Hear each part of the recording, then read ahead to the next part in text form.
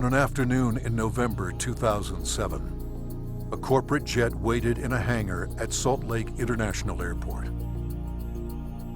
Its 4 passengers, scientists and executives from a global pharmaceutical company, were locked in negotiations with 3 men in a nearby building.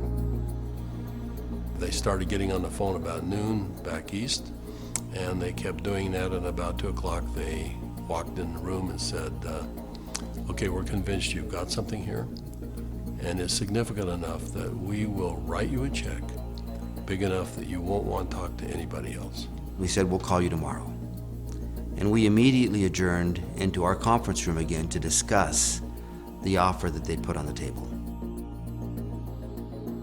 How these men came together and the decision they made that day is the story of ASEA's genesis.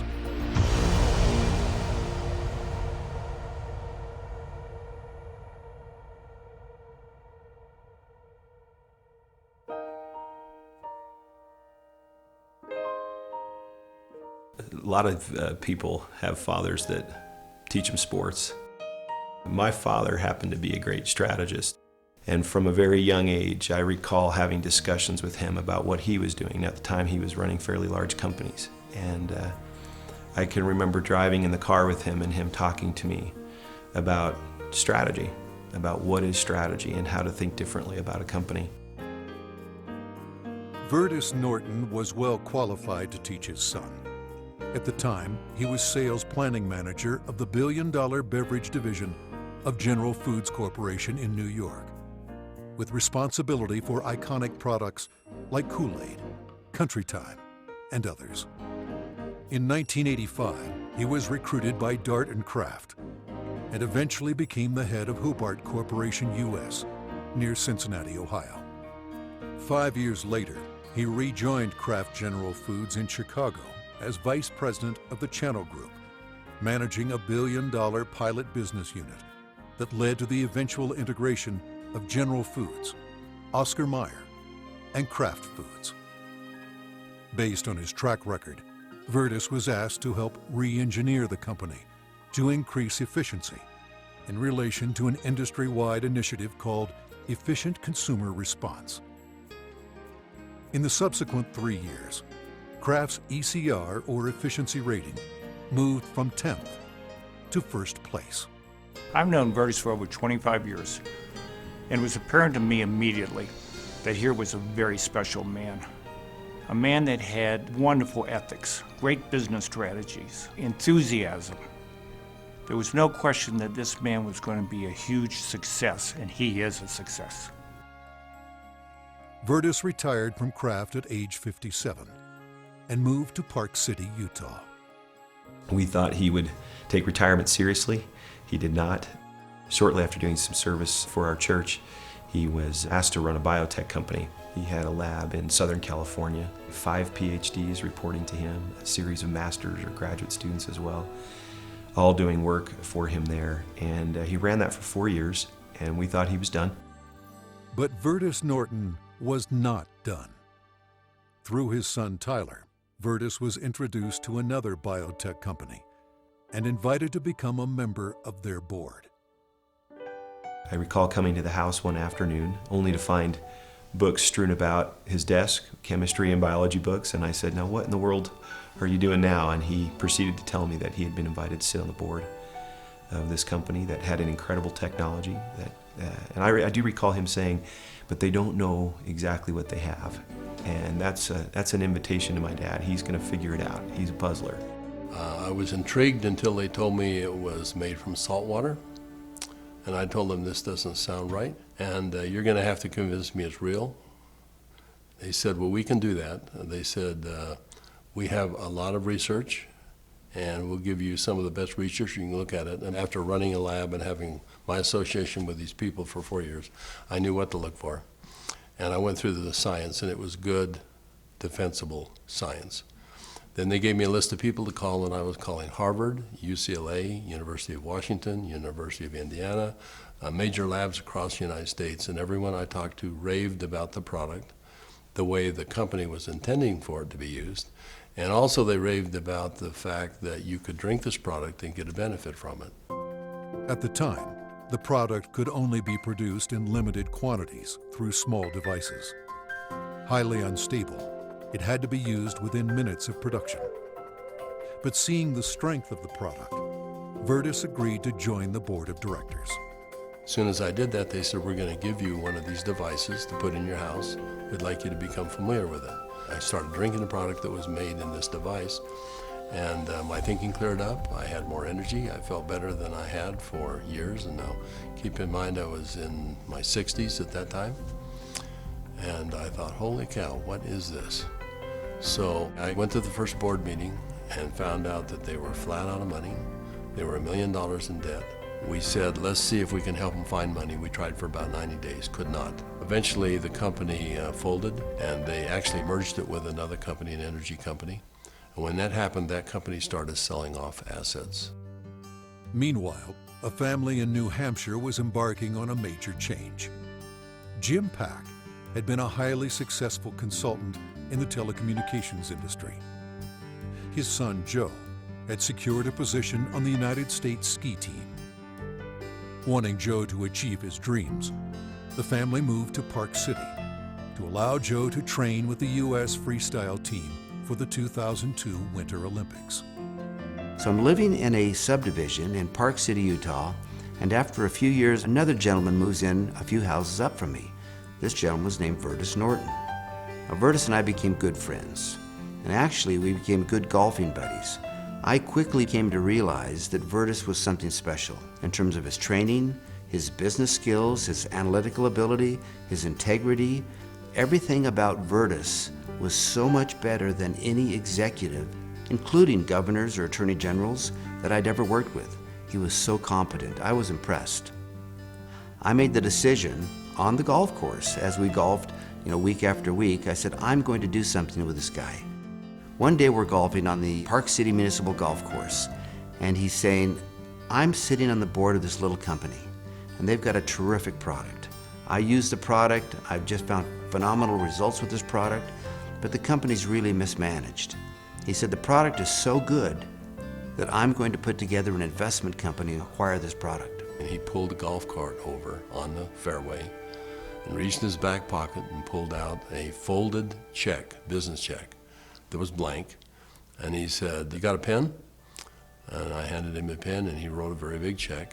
And he said, let's go do this together. And I said, are you crazy? You don't even know what it is. And I said, Virtus, that's true, but I know everything about you. I know you've done your due diligence. If you're to the point where you want to form an investment company to acquire this technology, I want to be part of it. Let's do it together. And that was the start in the formation of ASEA. Of anybody that I've known, my favorite person is Jim Pack. I don't think just because he's brilliant. I think it's because he has drive and he engenders trust and confidence. And so we started down the road together, and over the course of a year, we discovered what the product was and why it worked. We developed what's called the mechanism of action. They discovered the product was based on redox biochemistry, a new field of science that emerged near the beginning of the 21st century. Redox signaling is a function central to all forms of life. Redox signaling molecules are created within every cell of the body and are vital to the immune system and to cellular repair and replace mechanisms. As one gets older, the body's ability to make these molecules decreases, a function of aging. The product provided a replenishing source of the exact redox signaling molecules the body creates, and in the same balance, enhancing cellular health. Knowing the product's shelf life was essential, Virtus and Jim challenged a team of researchers, including Dr. Gary Samuelson, to find a way to stabilize the product. We didn't know if it could be done, and we bought some equipment and kept making product over and over and over again, and we'd run it through the computer. And finally, after months, he finally came in and said, I think I've got the product stabilized. And we started testing it and found out that he had, in fact, stabilized the product. After stabilization had been achieved, Virtus and Jim met with a group of university scientists. We had told them that we had stabilized this mix of molecules, and they said, no, it can't be done. And we said, no, we have done it. And they said, no, it can't be done. And they were so adamant that they were slapping the table. And we said, well, wait a minute. We'll come back tomorrow and show you the product. So we took the product back the next day. Said, this is stabilized redox signaling molecules, both positive and negative molecules in the same bottle, stabilized. And they said, how in the world did you do this? So one of the big breakthroughs is the fact that we can stabilize molecules that you're not supposed to be able to do that. The molecules in ASEA are supposed to be fleeting. They should all return to salt and water in just a matter of minutes, and they don't. Meanwhile, Vertus's son Tyler had arrived at the pinnacle of his career in the financial services business. His father took occasion to explain to him the technology he and Jim Pack had acquired. He said to me, this is the product. He reminded me it was made from salt and water, and I was very concerned. At church the following Sunday, I was discussing some of the challenges of some of the members of our congregation, and I had a neighbor friend that we discussed the majority of that meeting, who, despite seeing a number of professionals and trying to solve a challenge that he had a significant issue, they were just not able to really help and find a solution for him. And it was then that this product popped into my mind. I wondered and asked, despite my doubts, could this help? Could this make a difference for him? I called Dad, and he said, of course it will help. Now, I didn't have that conviction at the time. He did, and he was willing to get some of that product. We got that product to my neighbor. And from that point forward, I felt confident that I had done my part. And given that I was still doubtful and even fearful, I kind of washed my hands from it. I think it was 3 months later when I received a phone call from the leader of our church. And he said, are you sitting down? And I said, don't start a call like that. What's wrong? And he said, this is good news. Are you sitting down? He proceeded then to tell me that he had just received some very good news, that my neighbor, whom we had given this product to months earlier, had received word that he was in fact improving and had improved a great deal. Of course, the question going through my mind was, well, did he drink this stuff? And that was what my church leader told me. He says, that's why I'm calling. He drank all of it, and he's confident that it's had a huge effect on his situation. I called my neighbor, and I needed for him to tell me what he had experienced. And he was quiet for a minute, as I recall, and said, do you have any idea what I think this has done for me and for my family? He began to tell me things that I've now heard multiple times over from people across all of North America, and how this product helped him and made a difference for his family. Frankly, this was a problem for me. This became a problem for me. It was my first indication that this could be real, this could be meaningful. By this point, Jim and my father had made a significant commitment to this product. They were moving forward. And I started to question kind of what I was doing, and feeling a need to get this product out to the world, watching the impact it was having. And I ultimately resigned in May of 2010 from a significant job, the job I'd spent the better part of 17 years getting to.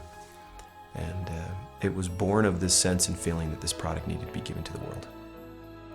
I've known Tyler Norton for now over 20 years. He is a person who demonstrates integrity in all aspects of his business. He is able to motivate people to do things that are even beyond what they think they can do.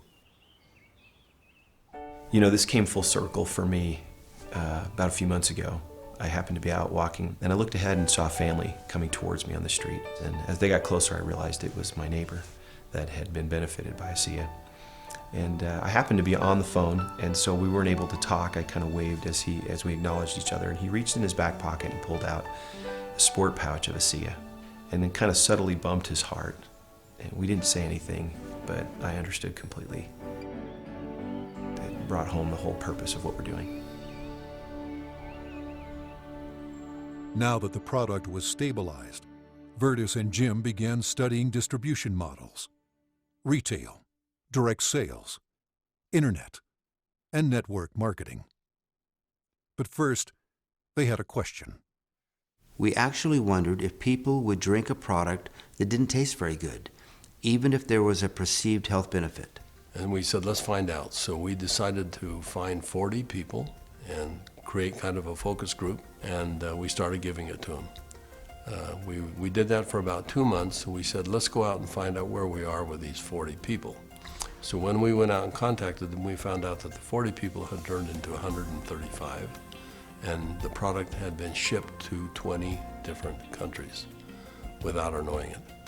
And we said, well, we've got the answer we wanted. People will, I think, buy this product. When they determine that there is a perceived health benefit, they'll buy it. But in the meantime, we had contacted a friend, someone that Jim Pack knew and we had played golf with. And he was running a very big pharmaceutical company in New Jersey, about $10–11 billion. And he finally agreed to send a group of people out and spend some time with us and see what we had come up with.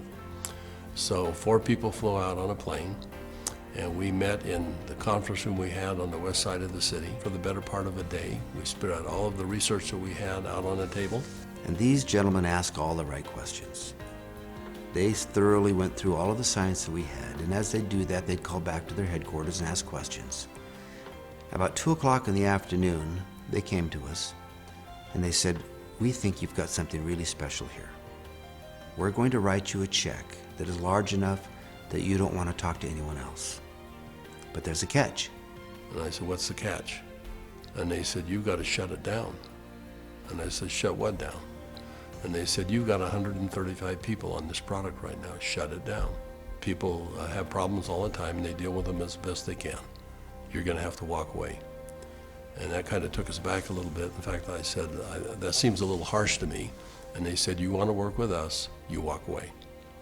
We said, well, we'll let you know. So we ushered them out of the building and we huddled around the conference table. We came to realize that this had changed for us from a business play to something very important. This was a cause, this was a responsibility. We'd seen too many people helped by this product. We realized that the only option before us was network marketing. And in that conference room on that day, we made that decision to form a network marketing company. ASEA LLC opened its doors for business in July 2009 with just a handful of independent associates. Today, there are tens of thousands, and their ranks are growing exponentially every month. In 2012, the company announced its entry into Europe, the first of many international steps to come. Every company has a vision, but for Vertus and I, our vision is just a little bit different given our age. This is not about making $1 million. This is about changing 1 million lives. One of my fondest memories is of a Meet ASEA meeting that we held in Lexington, Kentucky. We had a huge group of people that came, very impressive group, and a lot of people coming up talking about what ASEA had done for them personally. But at the end of the meeting, they invited me to come up and gave me a small treasure chest. Wasn't very big, but as you open up the treasure chest, it's filled with letters of gratitude and thanks. It meant a great deal to me. So we came back to Salt Lake City, and I asked our people to go out and find a treasure chest, which we have done, and we have it in the office, and we continue to add letters to it. I have the privilege of going around the country and talking to people about this product. And it's not uncommon at the end of a meeting to have a group of people line up and want to tell me and really thank me, but more thank my dad and Jim for what they've done. And as they tell their stories and I get a chance to look into their eyes and sense their sincerity and the realness of what this has done for them, more than once I've had to step out of the room and find a corner in a hotel somewhere where I could compose myself and get myself in order after hearing how sincere and thankful they are for this product. You know, we started off looking at this as a business opportunity, and as we progressed, it became more of a sense of purpose, but it's much more than that. We're creating a culture here. We're creating a family. I believe that the heart and soul of this company is represented in our associates. Our associates becoming is as important to us as them making an income. I don't believe you build checks. I believe you build people. And perhaps one of the greatest blessings of my time here at ASEA is embodied in these marvelous, enriching relationships with wonderful people. People that are desirous to improve their lives, share something meaningful with others, make a difference in the world, and become more.